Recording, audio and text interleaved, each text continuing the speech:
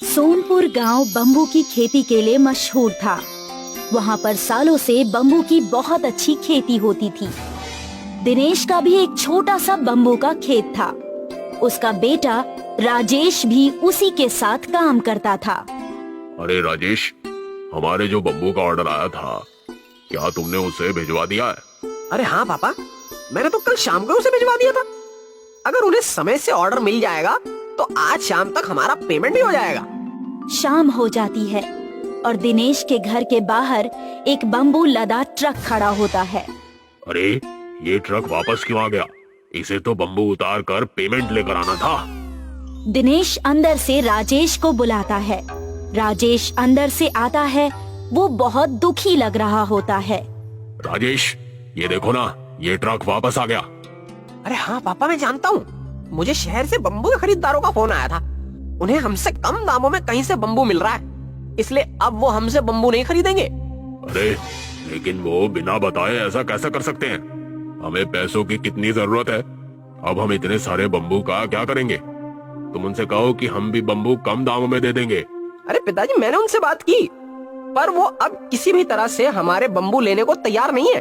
अरे मैंने तो उन्हें ये भी कहा कि मैं आधे दामों में ही बम्बू देने को तैयार हूँ, पर वो फिर भी नहीं माने।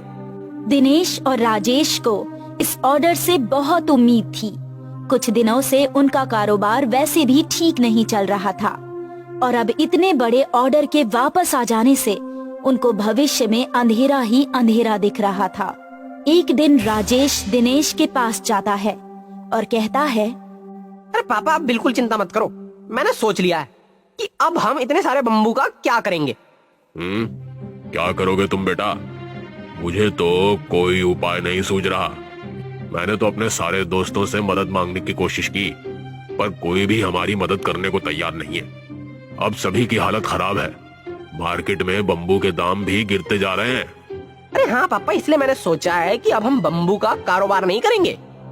अरे बेटा, हमारे पास और है ही क्या? हम और क्या कर सकते हैं? अरे पिताजी, अब हम पिज्जा बनाएंगे। है? क्या? पिज्जा? वो कैसे? पापा, मेरे दोस्त का शहर से फोन आया था। मैंने उसे अपने हालात बताए तो उसने मुझे एक बहुत अच्छा उपाय बताया। शहर में पिज्जा का बहुत क्रेज है। अलग अलग तरह के पिज्जा मिलते हैं। उसमें से युवाओं का एक पसंदीदा है बम्बू पिज्जा। उसमें बम्बू को अंदर से खोखला करके पिज्जा बनाया जाता है। हम भी बम्बू पिज्जा का बिजनेस शुरू कर देते हैं। अरे पर बेटा, हमें तो इसके बारे में कुछ भी जानकारी नहीं है। अरे पापा, आप चिंता मत करो। अरे मेरे दोस्त ने कहा वो हमारी हर तरीके से मदद करेगा। राजेश दिनेश के साथ मिलकर बम्बू पिज्जा बनाने की सारी तैयारी करता है और फिर धीरे धीरे बम्बू पिज्जा बनाना सीख जाता है। उसके बाद वो तय करता है कि वो एक दुकान बनाएगा। राजेश और दिनेश मिलकर बम्बू से अपना एक छोटा सा होटल बनाते हैं और उस होटल के दरवाजे से लेकर खिड़कियाँ, टेबल, कुर्सी, सब कुछ बम्बू से बना होता है। शुरू में तो उनके होटल में कोई भी नहीं आता था, पर एक दिन कॉलेज के 2 लड़के उनके होटल में आते हैं। अरे भाई वाह सुरेश, देख कितना मस्त होटल है। ये तो पूरा बम्बू से बना हुआ है और यहाँ लिखा है हमारी स्पेशलिटी है बम्बू पिज्जा। चलो तो अब हम भी बम्बू पिज्जा ट्राई करके देखते हैं। हाँ, मैं ऑर्डर करता हूँ। सुरेश और विवेक 2 बम्बू पिज्जा का ऑर्डर करते हैं। अरे विवेक, तूने ध्यान दिया कि यहाँ पर सारे कुर्सी टेबल भी बम्बू से बने हुए हैं और देख बम्बू से सजावट भी कितनी अच्छी की है यार। आज प्लास्टिक के जमाने में ये इको फ्रेंडली होटल तो बहुत अच्छा है। इस तरह से हम सबको इको फ्रेंडली चीजों का इस्तेमाल करना चाहिए।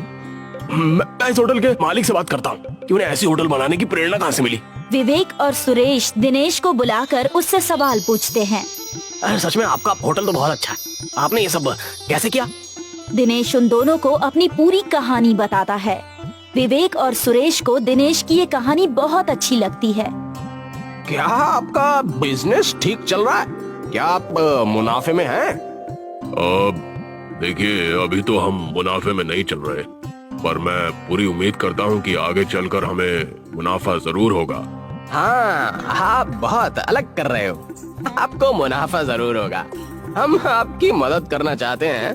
हमारा एक YouTube चैनल है जिस पर हम नई नई चीजें डालते हैं। अगर आप इजाजत दें तो हम आपके होटल के बारे में अपने YouTube चैनल पर डालना चाहते हैं। और इंस्टाग्राम पर भी। इस तरह से और भी लोगों को और कॉलेज के स्टूडेंट्स को आपके होटल के बारे में पता चलेगा और आपको प्रसिद्धि मिलेगी। सुरेश और विवेक वहाँ का बम्बू पिज्जा खाते हैं। दोनों को वो बहुत ज्यादा पसंद आता है। दोनों अपने कॉलेज के फ्रेंड्स के लिए भी 10 बम्बू पिज्जा पैक करवा लेते हैं। उसके बाद अगले दिन वो अपनी पूरी टीम लेकर उनके होटल की एक अच्छी सी वीडियो बनाते हैं और बम्बू पिज्जा बनाने वाले की रेसिपी को भी शूट करते हैं। उसके बाद वो उसे अपने YouTube पर डाल देते हैं। अरे तुम लोग हमारी मदद करने की कोशिश कर रहे हो। अरे मैं इसके लिए तुम्हारा बहुत बहुत आभारी हूँ। अरे नहीं अंकल, ऐसी नई चीजों को प्रमोट करना ही तो हमारा काम है। आज के जमाने में युवाओं को ऐसी इको फ्रेंडली और पर्यावरण के लिए हानि ना पहुंचाने वाली चीजों की बहुत जरूरत है। इन वीडियो से हमें जो भी फायदा होगा वो हम आपको दे देंगे। अरे विवेक, देखो बम्बू पिज्जा की रेसिपी पर तो एक ही घंटे में 1 लाख व्यूज आ गए भाई। 10,000 लाइक और 1000 कमेंट भी हैं। ये तो अभी तक हमारे चैनल की सबसे पॉपुलर वीडियो बन गई है। अब इस इको फ्रेंडली बम्बू होटल के बारे में बहुत से लोग जान जाएंगे। अंकल, अब आप फेमस होने वाले हो। इस तरह से बाप और बेटे के द्वारा शुरू किया गया बम्बू होटल फेमस हो जाता है। फिर वो धीरे धीरे मिलकर और भी शहरों में अपने ब्रांचेस खोलते हैं और इको फ्रेंडली बम्बू होटल और पिज्जा को पूरे देश में फेमस करते हैं।